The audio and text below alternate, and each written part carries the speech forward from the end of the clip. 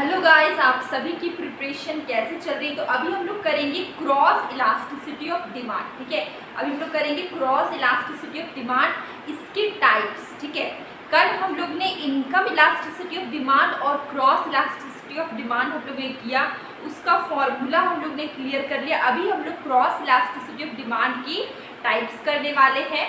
ठीक है, तो चलिए हम लोग करते हैं। टाइप्स बोलिए या काइंड्स बोलिए, दोनों एक ही चीज़ है। और अभी मैं थोड़ा बता देती हूँ अभी हम लोग क्या कर रहे हैं। अभी हम लोग देखिए कर रहे हैं, अभी हम लोग बीए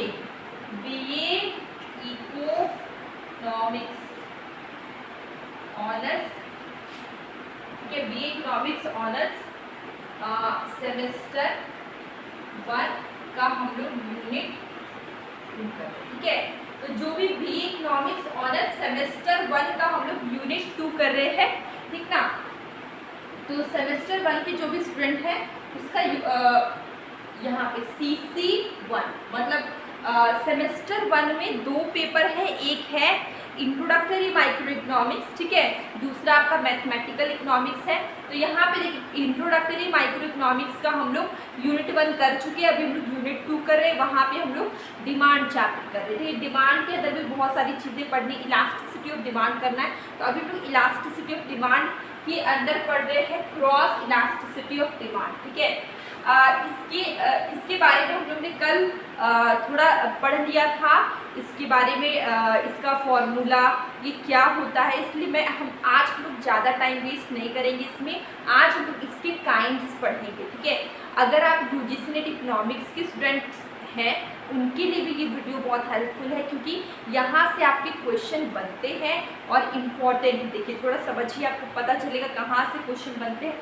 सबसे पहले ये जो क्रॉस इलास्टिसिटी ऑफ डिमांड है, ये क्या होता है। जैसे सपोज देयर आर दो रिलेटेड गुड है, ठीक है, जैसे कोक एंड पेप्सी, ठीक है, दोनों कोल्ड ड्रिंक्स है, रिलेटेड गुड है। ठीक है, तो वैसे ही 2 रिलेटेड गुड आप ले लीजिए। ठीक है, 2 रिलेटेड गुड, ठीक है, 2 related good x and y यहाँ पे मैंने लिया है।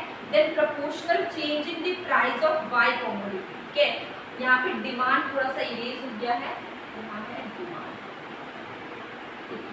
यहाँ पे 2 कमोडिटी लिया गया एक्स एंड वाई। अगर प्रोपोर्शनल चेंज इन प्राइस, अगर एक कमोडिटी के प्राइस में चेंज आएगा तो क्या होगा, दूसरे कमोडिटी की डिमांड को अफेक्ट करेगा। सपोज करिए वाई कमोडिटी का प्राइस चेंज हुआ तो एक्स कमोडिटी की डिमांड को अफेक्ट करेगा। सपोज करिए वाई का प्राइस बढ़ गया है तो वो एक्स की डिमांड को अफेक्ट करेगा। ठीक है, तो वाई का प्राइस नॉर्मली हम लोग ये देखते हैं कि वाई का प्राइस बढ़ा तो वाई के डिमांड को अफेक्ट करना चाहिए, लेकिन ऐसा नहीं है। वाई का प्राइस अगर प्राइस में कोई भी चेंजेस आएंगे तो वो एक्स की डिमांड में अफेक्ट करेगा, क्योंकि एक्स एंड वाई दोनों क्या है, रिलेटेड गुड है। ठीक है, तो ये हमारा क्रॉस इलास्टिसिटी ऑफ डिमांड था।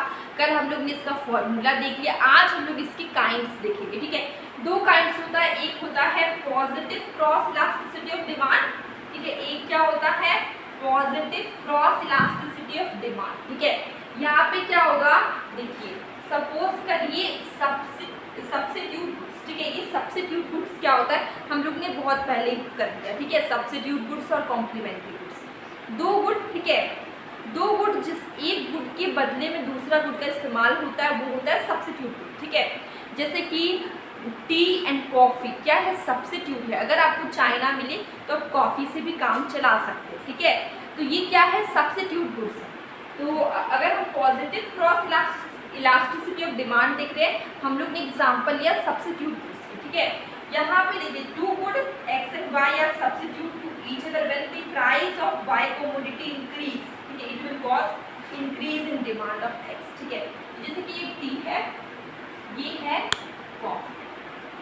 ठीक है, अब देखिएगा टी का प्राइस अगर 10 से 12 हो गया, ठीक है, कॉफ़ी का प्राइस 10 का 10 ही है, लेकिन इसका डिमांड क्या हो जाएगा, इसका डिमांड हो जाएगा 10 से 100 से 120 और इसका डिमांड है, देखिए क्या है, अगर टी का प्राइस बढ़ा, ठीक है, टी का प्राइस बढ़ा तो कॉफ़ी का डिमांड बढ़ गया। ठीक है, टी का प्राइस बढ़ा तो कॉफ़ी का डिमांड बढ़ गया। यहाँ पे क्या आता है, क्रॉस इलास्टिसिटी ऑफ डिमांड है और ये positive cross elasticity of demand है। पॉजिटिव क्यों है, क्योंकि एक कॉमोडिटी का प्राइस दूसरे कॉमोडिटी के डिमांड के लिए तो पॉजिटिव है, क्योंकि इसका प्राइस बढ़ा है तो दूसरे कॉमोडिटी का जो डिमांड है वो बढ़ गया, ठीक है। इसलिए इसको बोलते हैं positive cross elasticity of demand, ठीक है। देखिए when the price of y commodity increase, अगर एक कॉमोडिटी का प्राइस बढ़ा, ठीक है, it will cause increase in demand of x। अगर एक कॉमोडिटी का प्राइस बढ़ा है तो दूसरे कॉमोडिटी का डिमांड बढ़ा। देखिए ये दोनों के बीच में रिलेशन है, लेकिन पॉजिटिव रिलेशन। कैसा है? एक कॉमोडिटी का प्राइस दूसरे कॉमोडिटी की डिमांड के साथ कैसा रिलेशन रखता है? पॉजिटिव रिलेशन रखता है, क्योंकि टी का प्राइस बढ़ा तो कॉफी का डिमांड बढ़, ठीक है। टी जब महंगा होने लगा तो लोगों ने सोचा कि चलो चाय तो महंगी होगी, चलिए कॉफ़ी से काम चला लेते हैं, तो जो टी के कस्टमर थे वो कॉफ़ी की तरफ चले गए, ठीक है। तो ये क्या है? पॉजिटिव, यहाँ पे पॉजिटिव रिलेशन है एक के प्राइस और दूसरे के डिमांड के बीच में, ठीक है। या कहें क्या है? Positive cross elasticity of demand, ठीक है। अब लोग डायग्राम देखते हैं। देखिए ये जो DC है ये क्या? क्रॉस इलास्टिसिटी ऑफ डिमांड है। अब देखिए यहाँ पे देखिए प्राइस आपका OP से OP1, प्राइस आपका बढ़ गया, डिमांड OQ से OQ1 हुआ, डिमांड आपका बढ़ गया। देखिए प्राइस बढ़ा Y का, ठीक है, प्राइस बढ़ा Y का, ठीक है। डिमांड किसका बढ़ा? डिमांड बढ़ा X का, ठीक है। जब Y का प्राइस बढ़ता है OP से OP1 तो डिमांड X का बढ़ता है OQ से OQ, ठीक है। एक का प्राइस दूसरे की डिमांड को अफेक्ट करता है, ये चीज़ हमको हमें क्लियर हो गई।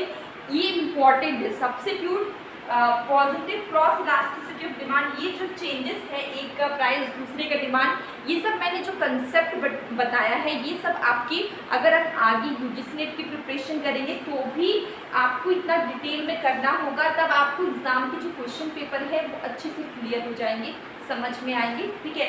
उसके लिए भी अगर आप आगे पढ़ते हैं उसके लिए भी ये इम्पोर्टेंट है, ठीक है। इसके बाद आता है negative cross elasticity of demand, ठीक है। सपोज कि x and y both are complementary, ठीक है। x एंड y दोनों क्या? कॉम्प्लीमेंट्री गुड है। कॉम्प्लीमेंट्री गुड क्या होता है? जब एक गुड के बिना दूसरा गुड अधूरा है, जैसे एक कमोडिटी के बिना दूसरा कमोडिटी अधूरा है, जैसे कि कार बिना पेट्रोल की नहीं चल सकती, जिसका हम लोग कंजम्पशन एक साथ करते हैं, वो आपका होता है कॉम्प्लीमेंट्री गुड। जैसे आप जूते पहनते हैं तो साथ में मोजे भी पहनते हैं, तो सॉक्स और शूज़ क्या? कॉम्प्लीमेंट्री गुड्स, ठीक है। अगर हम बात करें शुगर और टी, अगर आप चाय बनाते हैं तो उसमें आप चीनी डालते हैं, वो क्या है? Complementary goods. अगर आप कार चलाते हैं तो उसमें पेट्रोल डलवाते हैं, वो क्या है? Complementary goods. जब दो गुड का कंजम्पशन एक साथ होता है, टुगेदर होता है, उसको हम लोग बोलते हैं कॉम्प्लीमेंट्री गुड्स, ठीक है। तो यहाँ पे देखिए, यहाँ पे अभी हम लोग कर रहे हैं negative cross elasticity of demand. यहाँ पे हम लोग कॉम्प्लीमेंट्री गुड का एग्जांपल लेंगे, जैसे कि सपोज करिए x and y both are complementary good. x and y क्या है? कॉम्प्लीमेंट्री गुड्स है। So in this case if price of y commodity increase, अगर y कमोडिटी का प्राइस बढ़े, ठीक है, Y कमोडिटी का प्राइस बढ़ेगा तो क्या होगा? Then there will be decline in demand of X। X का जो डिमांड है वो क्या होगा? घट जाएगा जब Y का प्राइस बढ़ेगा, ठीक है। सपोज करिए कि पेट्रोल का प्राइस बढ़ गया, ठीक है, तो कार का डिमांड कम हो जाएगा। तो ये क्या है? ये क्या है? एक दूसरे के साथ ये कॉम्प्लीमेंट्री गुड में क्या होता है? नेगेटिव रिलेशन होता है। कैसा रिलेशन होता है? नेगेटिव रिलेशन होता है। आप देख सकते हैं यहाँ पर थोड़ा एग्जांपल ले लेते हैं, कार एंड पेट्रोल, ठीक है। आप कुछ और भी ले सकते हैं, टी एंड शुगर, ठीक है, तो वो भी ले सकते हैं। देखिए अगर मान लीजिए कि पेट्रोल का प्राइस इसका प्राइस लिए, इसका प्राइस लीजिए, इसका क्वांटिटी डिमांड लीजिए, इसका क्वांटिटी डिमांड लीजिए। अगर आप एक का प्राइस को बढ़ा दीजिए, जितना भी बढ़ाएंगे एक का प्राइस बढ़ा दीजिए, ठीक है, इसका प्राइस बढ़ेगा और इसका जो प्राइस जितना भी रखेंगे, कितना भी आप रख सकते हैं, हम लोग एग्जाम्पल ले रहे, कुछ भी रख सकते हैं। देखिए कार का प्राइस बढ़ा, ठीक है, तो पेट्रोल का जो डिमांड है वो क्या होगा? पेट्रोल का डिमांड है, कार का प्राइस बढ़ा, पेट्रोल का डिमांड है वो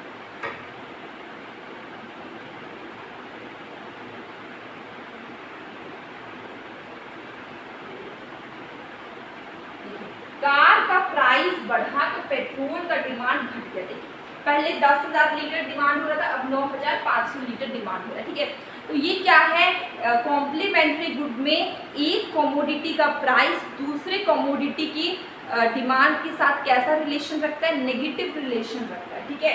तो देखिए जब कार का प्राइस बढ़ गया, ठीक है, 10 लाख से 12 लाख हो गया, तो जो पेट्रोल का डिमांड है वो क्या होगा, वो 10,000 लीटर पहले होता था, अब हो रहा है 9,500 लीटर। ये हम लोग ने एग्जाम्पल लिया, ठीक है।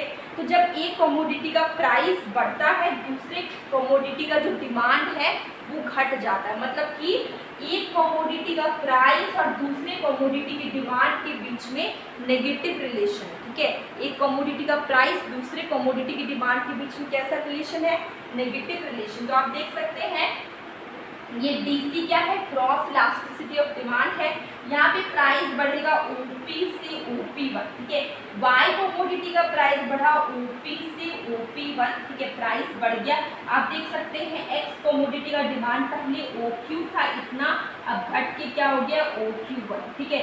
तो देखिए Y कमोडिटी का प्राइस बढ़ा OP से OP1, तो X कमोडिटी का डिमांड OQ से OQ1, ठीक है। जब एक कमोडिटी का प्राइस बढ़ता है दूसरे कमोडिटी के डिमांड को अफेक्ट करता है, मतलब यहाँ पे negative cross elasticity of demand में एक कमोडिटी का डिमांड दूसरे कमोडिटी की एक कमोडिटी का प्राइस दूसरे कमोडिटी की डिमांड के साथ कैसा रिलेशन रखता है, नेगेटिव रिलेशन रखता है। तो ये जो पॉइंट्स हैं बहुत इंपॉर्टेंट है आपके एग्ज़ाम के लिए, आपकी BA इकोनॉमिक्स ऑनर्स के एग्ज़ाम के लिए इम्पॉर्टेंट है, आगे आप प्रिपरेशन करेंगे उसके लिए इम्पॉर्टेंट है।